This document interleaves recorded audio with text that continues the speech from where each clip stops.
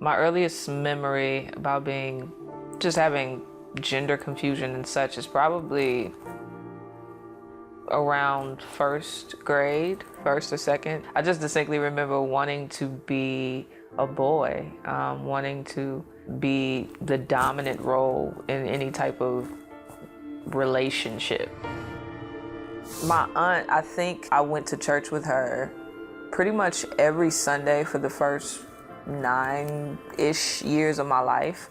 And I just distinctly remember things like when people would get mad at her, she would like not respond. So seeing her life and always hearing about Jesus and hearing about God, it gave me really early convictions about who he was early. I was always attracted to women. I just didn't acknowledge it because I knew it was wrong. It was just kind of this underlying temptation. 17 was probably when that became more of an attraction to me than men. I was at a homecoming dance at another high school, and this young lady that I knew, she flirted with me. And that was the first time a woman ever flirted with me. It felt natural. That's honestly the best way I could describe it. I was like, this is what I want. Gay clubs, I found interest in those really quickly. Gay pride parades. I was having fun, but a deep soul satisfaction, I didn't have that. I used to tell my girlfriends the truth. I was like, hey, you know this is sin, right? They were like, why are you gay? I was like, I don't know. But I know this is not right. To know so much about the truth about God and then to continue to live contrary to it, I was always in this constant state of conviction. I was 19, I was in my room. It was as if every thought I had was just interrupted by this really strong thought that convicted me all at the same time. And it felt as if God was showing me that the sins that I loved and were in would kill me. I would die and go to hell. It's a heavy weight to know that you're a sinner and God is holy.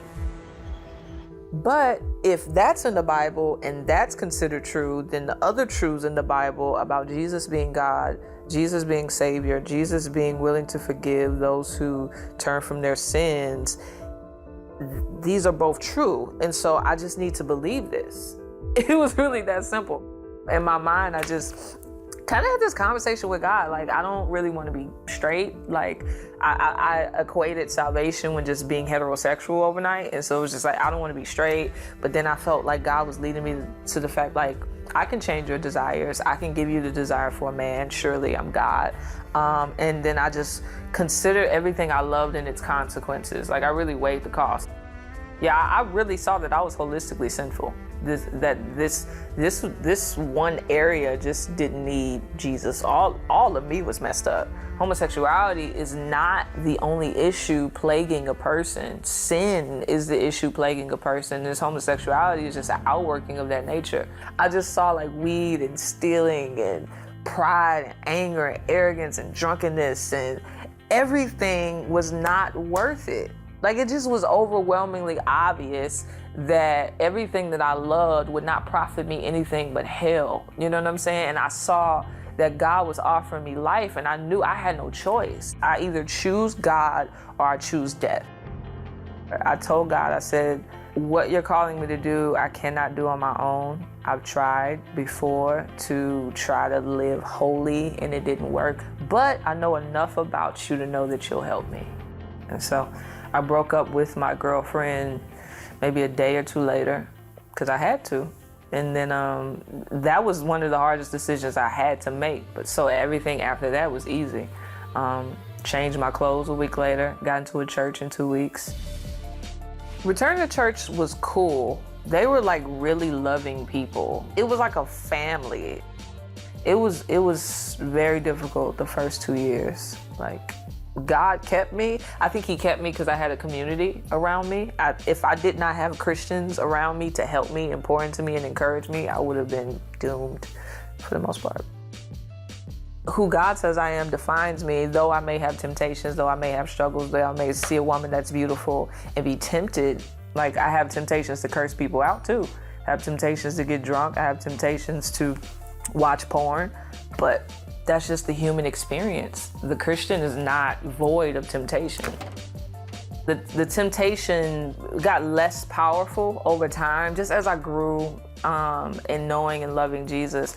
But in that place, I didn't want a relationship with a man either. But over time, probably 3 or so years into my walk is when I started to get an attraction towards Preston.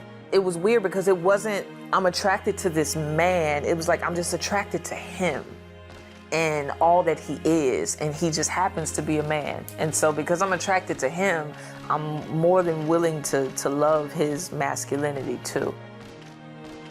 I think on my wedding day, it was just kind of surreal. Everything in my life has always just been so God. You desire for this marriage and this wedding to just really show off your gospel. And I'm really grateful to be a part of that presentation.